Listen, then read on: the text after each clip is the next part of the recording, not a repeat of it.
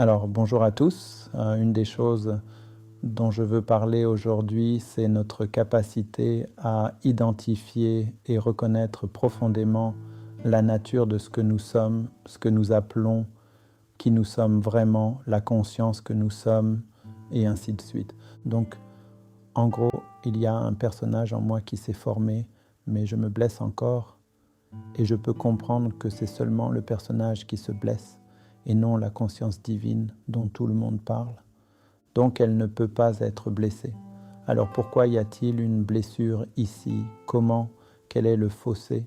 Comment combler le fossé entre la connaissance, la croyance ou une grande profondeur de savoir ce qui existe vraiment?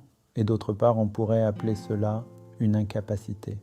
Mais je veux ajouter d'autres mots, peut-être un manque d'accès à ce monde ou à cette dimension que je connais, qui est la dimension plus proche de ce que je suis vraiment et non du personnage que je crois être ou que j'ai l'habitude de croire être ou que nous avons l'habitude de croire être.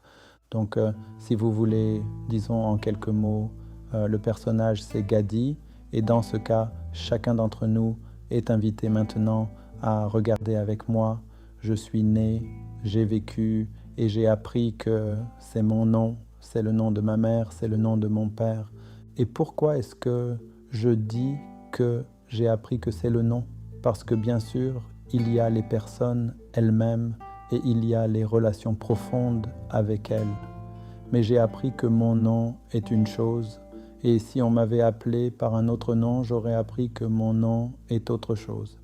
C'est déjà un petit exemple de la création d'un personnage et d'une expérience de vie, et essentiellement une certaine façon dont je me rapporte à moi-même. Donc même si vous comprenez logiquement qu'il aurait pu m'appeler Moshe depuis ma naissance, ou Eli, ou peu importe, s'ils allaient m'appeler Eliohanan, je pourrais être un buteur, ou Ayal Bakovitch. Mais bon, peu importe, disons qu'ils m'ont appelé juste n'importe quel nom. Cela signifie donc que je n'ai pas la capacité en ce moment de me penser à travers toutes les expériences que j'ai vécues comme Ayal ou Misha. Il n'y a pas la capacité de faire ça, même si théoriquement je comprends que cela aurait pu être. Il y a plusieurs raisons à cela, mais peu importe pourquoi. Il est plus important de comprendre et de reconnaître que ma vision de moi-même est en réalité identifiée à certains concepts, dont l'un est Gadi.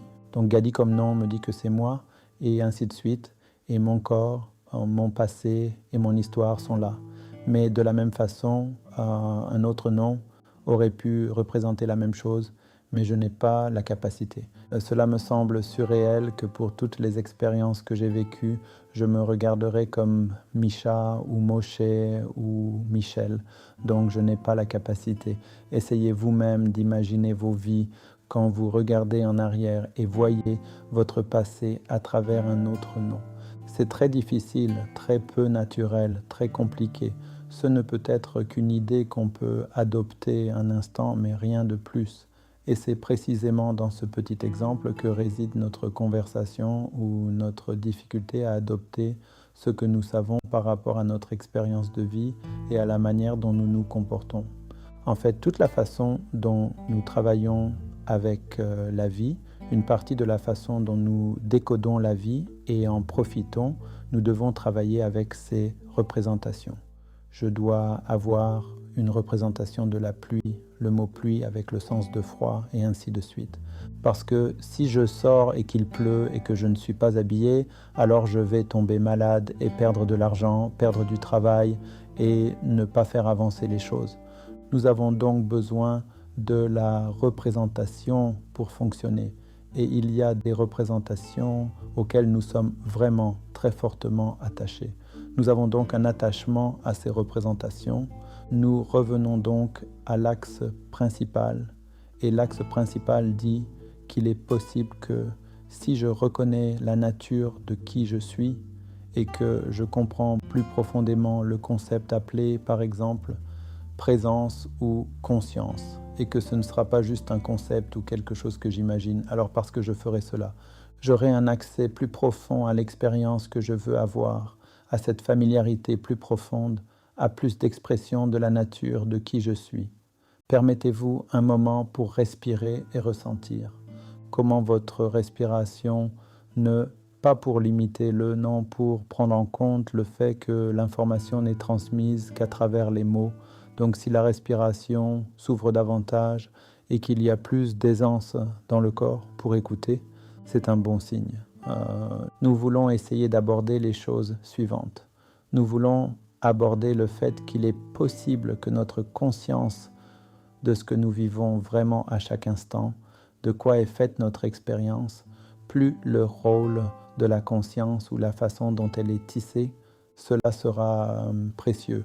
Parce qu'en ce moment, si par exemple quelqu'un devait décrire, si on leur demande de décrire leur expérience de vie, comment ils se sentent, comment ils vont, alors à un degré ou un autre, la plupart des gens, oui, pas vous, aussi éclairés que vous êtes, mais parlons des gens ordinaires, ceux qui sont moins évolués que nous.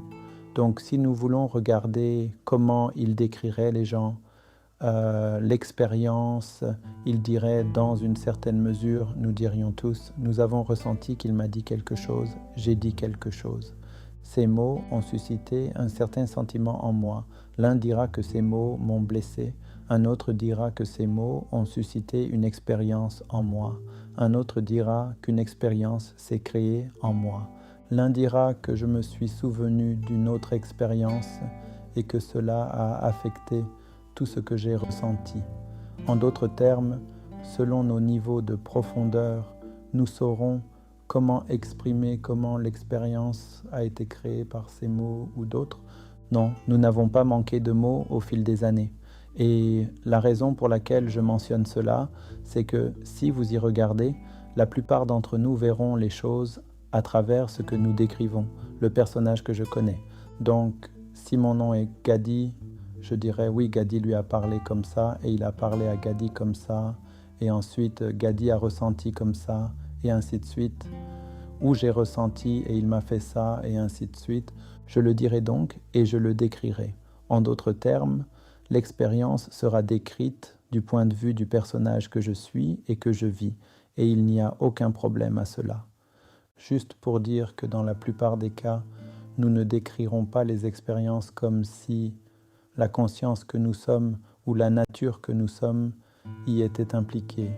Et cela signifie que soit nous sommes vraiment des gens antipathiques, soit nous sommes incapables de voir la conscience ou de la comprendre ou de savoir quel est son lien, ou vraiment non. Certainement, nous n'avons pas les mots. Mais la vraie raison, je pense, c'est que nous ne voyons pas l'implication de la conscience dans l'expérience, dans la façon dont nous vivons la vie. Et parce que nous ne la reconnaissons pas et qu'il n'y a pas assez de mots pour elle et que ce n'est pas quelque chose de si visible, ce qui se passe en réalité, c'est que la conscience dans notre perception ne fait pas partie de nos expériences, ne fait pas partie de la façon dont je vis et ne fait pas partie de la façon dont je conduis ma vie. Et à mes yeux, cette chose est créée à la suite du manque de familiarité avec l'implication ou la présence de la conscience que nous sommes, qui nous sommes, vraiment comment elle est présente, où elle est présente dans chaque expérience. Essayons donc d'imaginer que la conscience que je suis, nous saisirions vraiment profondément qui je suis, ou ma nature, ou une sorte de matière supérieure qui est là tout le temps. Si je l'ajoutais à chaque expérience que j'ai, alors quelque chose commencerait déjà à paraître différent, apparaître différemment, se sentir différemment. En d'autres termes, dans la façon dont nous interprétons la vie, nous perpétuons l'absence de la conscience que nous sommes. Et c'est l'un de nos plus grands défis parce que tant que nous n'avons pas vu l'implication de la conscience que nous sommes dans chaque expérience, nous continuerons à ressentir comme s'il y a quelque chose que nous savons, mais qui ne fait pas partie de ma vie. Et alors cela pourrait vraiment ne pas faire partie de ma vie parce que je ne l'ai pas reconnu, je ne l'ai pas dit et je ne le vois pas, et ainsi de suite. Et il se pourrait que cela fasse partie de ma vie, mais je le vis comme si ce n'est pas partie de ma vie. Quelques possibilités pourraient être ici. Donc la vraie signification de prendre la conscience que nous sommes, de l'explorer et de voir comment elle est impliquée dans chaque expérience. Et nous n'avons pas besoin de passer par chaque expérience maintenant, mais plutôt de regarder une expérience et de l'aborder. Alors nous pouvons vraiment la rendre de plus en plus accessible dans notre vie quotidienne. J'espère que cela vous apporte de l'inspiration et nous continuerons dans la prochaine partie appartenant à cet épisode. Au revoir pour l'instant.